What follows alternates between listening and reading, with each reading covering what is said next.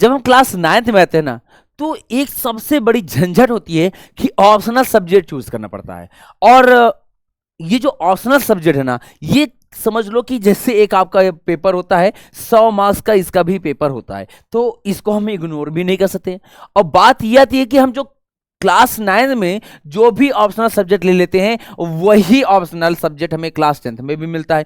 यानी जो कुछ भी हम करेंगे, जो सब्जेक्ट हम लेंगे, वो 9th से छोड़ो, क्लास 10th में सबसे ज्यादा हमें इंपॉर्टेंस उसमें रोल अदा करना पड़ता है।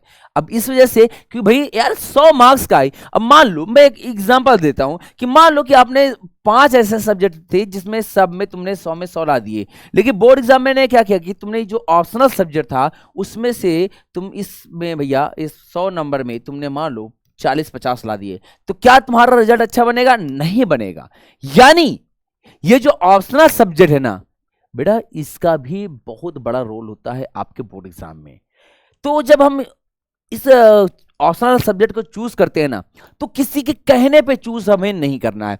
कोई बड़े भैया उन्होंने सजेस्ट कर दिया बेटा ये ले लो, पापा ने कह दिया ये ले लो, तुम्हारा इंटरेस्ट है तो तुमने ले लिया, लेकिन बाद में चला कि बोर्ड एग्जाम में हमारे मार्क्स उसमें कम हो गए या हम उस पर ज्यादा फोकस नहीं कर पाए। तो आज हम इस पर ढंग से बात करने वाले हैं, और साथ ही साथ में इस पर हम ज्यादा बात करेंगे कि भैया कौन सा ऑप्शनल सबसे बेस्ट है आपके बोर्ड एग्जाम के लिए। ठीक है, तो बेटा अब बात करते हैं सबसे, देखो ऑप्शनल और भी हैं, लेकिन जो सबसे ज्यादा बच्चों से लिए जाते हैं, मतलब जो बच्चे इसको चूज करते हैं, उसमें सबसे ज्यादा है बेटा हमारा आर्ट्स।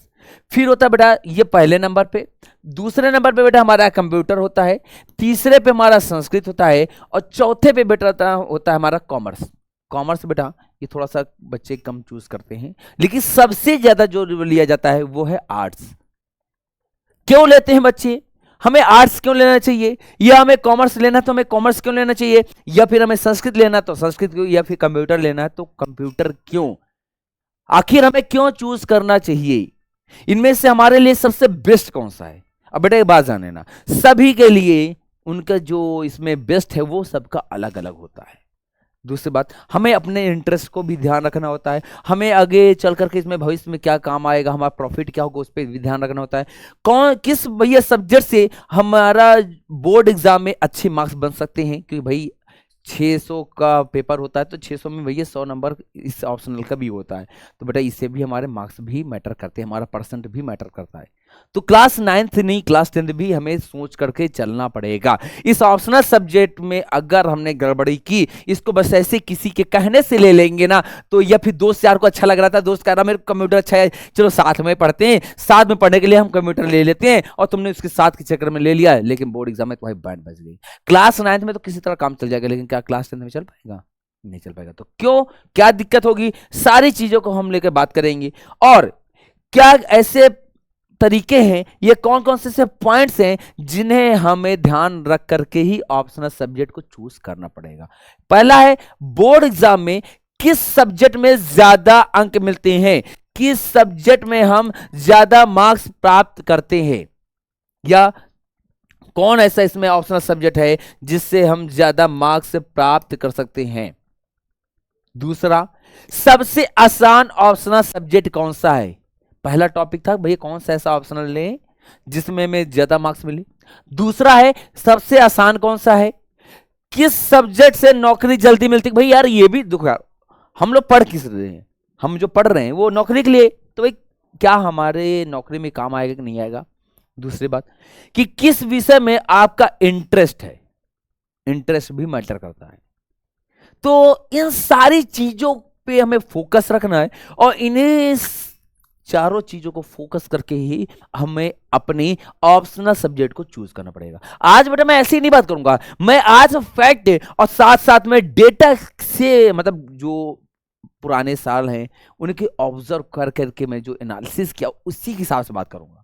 यानी जो आपके पास अब बात पहुंचने वाली है, और जो आपको सब ऑप्शनल सब्जेक्ट लेना है ना, वो ऐसे ही अब नहीं ले लेना है, किसी के कहने से नहीं लेना है। हमें अपने डेटा को ध्यान में रख करके ही ऑप्शनल सब्जेक्ट को फॉलो करना है, क्योंकि हमारा जो मेन मोटिव रहेगा क्लास 10 में वो अच्छे मार्क्स गेन करना रहेगा, एग्जाम में टॉप करना रहेगा। और अगर हमारी छोटी सी भी गलती होगी तो शायद बोर्ड एग्जाम में हम फेल भी हो सकते हैं, और मैं नहीं चाह रहा हूं कि मेरे बच्चे के साथ ऐसी हालात उत्पन्न हो। तो आइए बात करते हैं, हम लोग अगर आर्ट्स लेते हैं तो इससे हमें बेनिफिट क्या मिलने वाला है। मैं सेपरेट सेपरेट करके सभी सब्जेक्ट की बात करूंगा ताकि आप लोग के लिए वो सबसे बेस्ट हो सके। तो बात करते हैं, अगर हम आर्ट्स लेते हैं तो क्यों लेते हैं। इसमें पहली बात तो जान लो कि ये जो ऐसा एक ऑप्शनल सब्जेक्ट है जो मैक्सिमम बच्चे लेते हैं, सबसे ज्यादा बच्चे इसी को चूज करते हैं, क्योंकि ये एक ऐसा सब्जेक्ट है जिसे हमें ज्यादा पढ़ना नहीं पड़ता, ज्यादा एफर्ट नहीं डालने पड़ते और अच्छे खासे मार्क्स आ जाते हैं। हकीकत जान लो, ये आर्ट्स ऐसा सब्जेक्ट है जिसको हम एक सब्जेक्ट मान करके बर्डन जैसा नहीं रहेगा। बहुत हल्का, हाँ ठीक है, आर्ट्स से 20 ऑप्शनल क्वेश्चन आते हैं, उसके बाद आपको चित्र बनाने होते हैं। आप आर्ट्स लेकर के आप अपने मार्क्स अच्छे गेन कर सकते हैं। बोर्ड एग्जाम में इसमें ज्यादा मार्क्स मिलते हैं, इस बात का ध्यान रखना। अन्य सब्जेक्ट के कंपैरिजन में ये एक ऐसा सब्जेक्ट होता है जिसमें अगर आपकी आर्ट्स थोड़ी सी भी अच्छी है तो समझ जाओ इसमें आप ज्यादा से ज्यादा मार्क्स गेन कर सकते हो, क्योंकि इसमें आंसर सही गलत तो होगा नहीं। अब सीनरी बनाने को दे दिया कि आपको एक सीनरी बनानी है, प्राकृतिक दृश्य बनाना है, भैया ये बना दिए, काम खत्म, अच्छा सा थोड़ा सा रंग कर दो, काम खत्म। अब सीनरी में थोड़ी कहेगा नहीं तुम्हारे पहाड़ ऐसे कैसे हैं, तुम्हारे पहाड़ ऐसे नहीं होने चाहिए, तो तुम्हारा पहाड़ गलत है, इस वजह से नंबर कट जाएंगे, ऐसा है क्या? नहीं है। यानी इसमें मार्क्स ज्यादा मिलते हैं। दूसरी बात, ये सबसे आसान ऑप्शनल सब्जेक्ट है, मैंने ऑलरेडी बता दिया कि भैया भाई इसमें है ही क्या है। अगर तुम चाहोगे ना कि कुछ भी नहीं पढ़ोगे तो बोर्ड एग्जाम के आखिरी दिन में कहीं से भी क्लास पढ़ लिए या थोड़े दिन भी 1-2 दिन भी इसकी वीडियो देख लोगे ना तो आराम से पढ़ लोगे। मतलब ये बोझ वाला सब्जेक्ट नहीं है भाई, तुम्हें प्रेशर लगा रहेगा कि ये सब्जेक्ट भी हमें पढ़ना है, तो इस मायने में ये सबसे अच्छा है। दूसरा, छोटा सिलेबस, फिद्दू सा सिलेबस होता है। आपको एक सीढ़ी तैयार करनी है, एक क्या बोलते हैं आयत, उसमें आयत या फिर वर्ग में या फिर सर्कल में आलेखन में तैयार करना है। कुछ चीजें तैयार कर लो, पहले से प्रैक्टिस कर लो, 10 बार बना डालो, बोर्ड एग्जाम तक में तुम एकदम सबसे बेस्ट रहोगे। हो गया, कुछ नहीं करना इसमें। बहुत छोटा सिलेबस होता है, बहुत ज्यादा। भविष्य में क्या काम आएगा भाई, अगर मान लो हम इसको लेते हैं। पहली बात ये जान लेना कि ऑप्शनल सब्जेक्ट जो आप लोग पढ़ते हो वो क्लास 10th के बाद कहीं पर भी आपको नहीं पढ़ने मिलेगा। मतलब क्लास 11th में और 12th में ये आपको देखने को नहीं मिलने वाला, ये छूट जाता है। आर्ट्स तब मिलेगा जब आप क्लास 10th में आर्ट्स साइड में जाओगे। अगर साइंस स्ट्रीम चूज करते हो तो ये नहीं मिलने वाला। अगर आर्ट्स चूज करोगे तो उसमें एक सब्जेक्ट होता है आर्ट्स, तब जाकर के आप ले सकते हो, अदरवाइज ये आपको देखने को नहीं मिलने वाला। दूसरी बात, भविष्य की बात करते हैं। अगर आपकी आर्ट्स अच्छी है तो आप जाहिर सी बात इसमें देख रहे होगे इंस्टाग्राम में, वहां पे अच्छी खासी रील्स आती हैं, बहुत से लोग अपना बनाते हैं, वीडियो अपलोड करते हैं, तो कहीं ना कहीं ये वहां पर काम आता है थोड़ा सा। अगर आपकी आर्ट्स अच्छी है, आपका थोड़ा सा भी इंटरेस्ट तो भी है। और मैं कहूंगा अगर आपकी थोड़ा सा कमजोर हो, आप बहुत ज्यादा एफर्ट नहीं डाल सकते हो, बहुत ज्यादा अच्छी तैयारी आप नहीं कर पाते हो ना, एक आप नहीं चाहते हो कि सर में बोझ हो एक सब्जेक्ट का, तो इसको ले लेना, इससे तुम्हारे मार्क्स और अच्छे मिल जाते हैं। इस बात का ध्यान रखना। मैं साफ साफ बता रहा हूं, ये नहीं कर रहा हूं कि हाँ ये है वो है, ये बता दे रहा हूं। अगर आपको लग रहा है आप पढ़ने में थोड़ा सा कमजोर हो और एक आपको एक्स्ट्रा सब्जेक्ट नहीं बढ़ाना है, हमें 5 सब्जेक्ट ज्यादा पढ़ने पड़े, उसमें से काम चला लेंगे, तो ये सब्जेक्ट ले लेना है, ये तब के लिए है। लेकिन अगर आप कंप्यूटर लेते हैं तो भाई इसके तो बमफाट फायदा है, बहुत ज्यादा। देखो बेटा, ये सब्जेक्ट हार्ड है, कठिन है, ठीक है, ये कठिन है। अरे यार क्या है, कठिन है, हार्ड सब्जेक्ट है। क्यों भाई, तुम्हें कंप्यूटर को फिर एक बात और, ये सब्जेक्ट को तुम्हें शुरू से अंत तक पढ़ना पड़ेगा।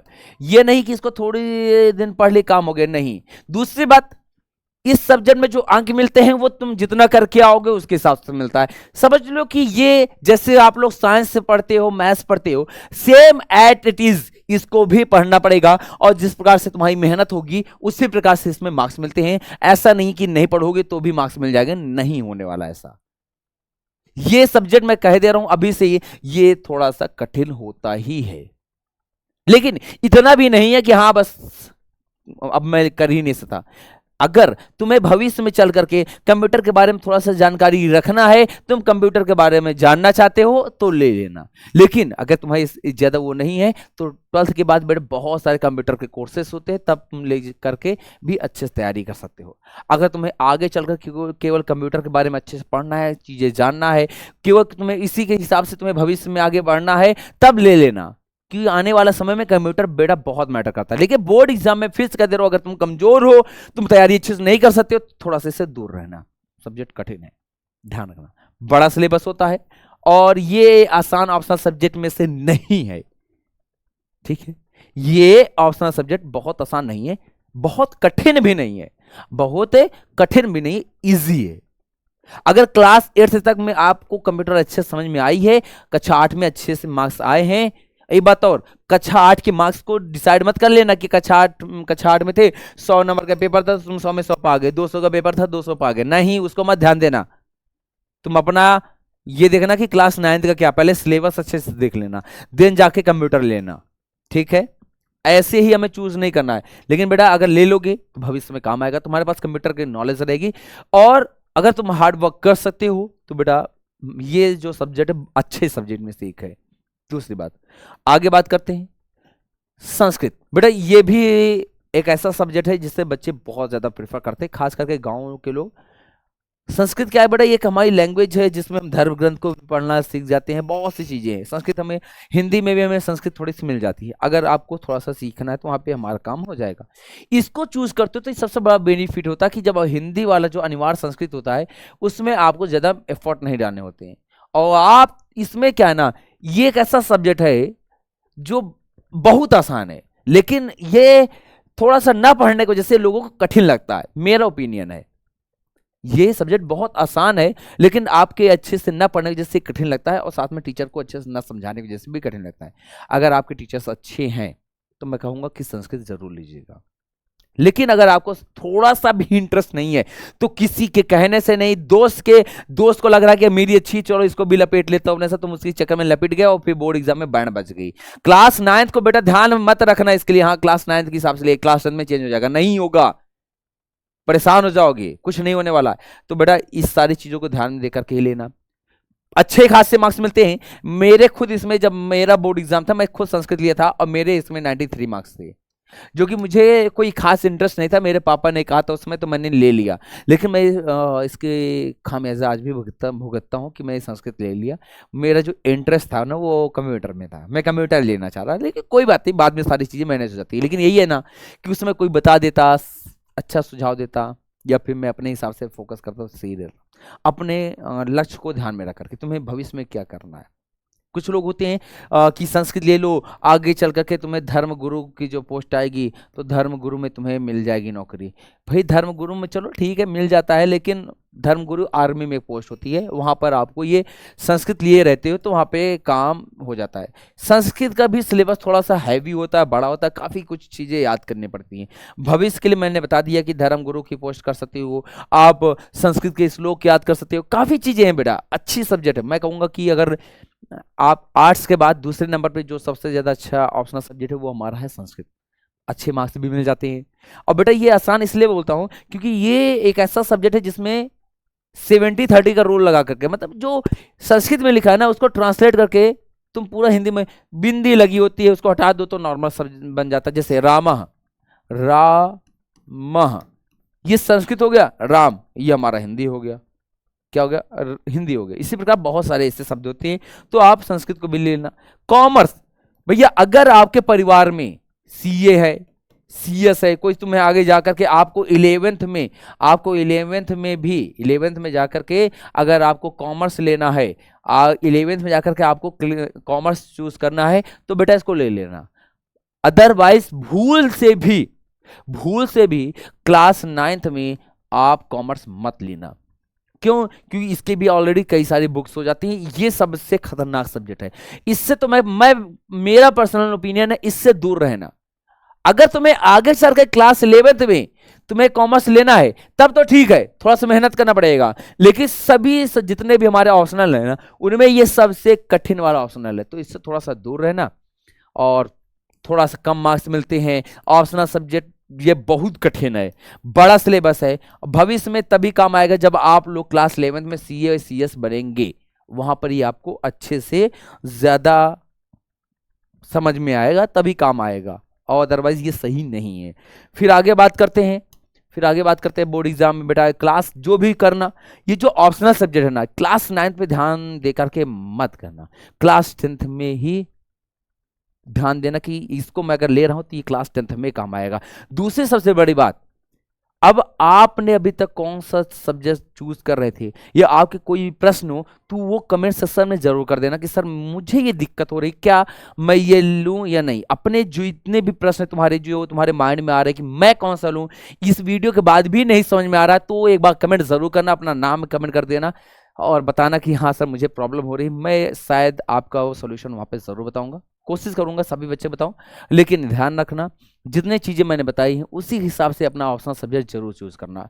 तो प्यारे बच्चों, मिलते हैं अगले क्लास में, तब तक के लिए नमस्कार, राधे राधे, जय हिंद।